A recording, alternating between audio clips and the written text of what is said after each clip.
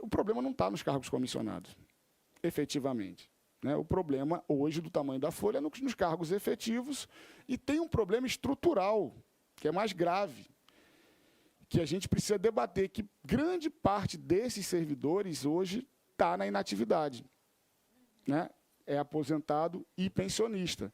Eles têm o direito do salário deles, mas a gente precisa dialogar com o futuro, por isso está sendo debatido pelo governo do Estado, a Secretaria de Administração, com o Tribunal de Contas do Estado, com o Ministério Público de Contas, um termo de ajuste de gestão que a gente se comprometa com uma redução do percentual de gasto com o pessoal ao longo dos anos, mas também faça reposição de pessoal em algumas áreas que vão colapsar. Vão colapsar mesmo. Tem áreas que já estão colapsadas. O IDEMA hoje não tem um servidor, é tudo bolsista. Entendeu? É uma discussão que a gente precisa fazer, é uma equação de difícil solução, deputado.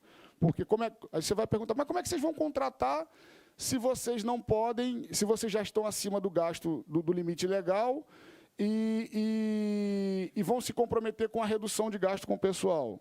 É difícil essa equação, mas ela precisa ser solucionada porque a gente está falando com o futuro do nosso Estado. Então, assim, esse é um quadro que a gente precisa solucionar. Eu não queria vir aqui e não fiz aquela postagem para mostrar, gente, o Rio Grande do Norte quebrou, acabou. Não é isso. Agora, algumas discussões vão ser necessárias a gente realizar nesse segundo semestre.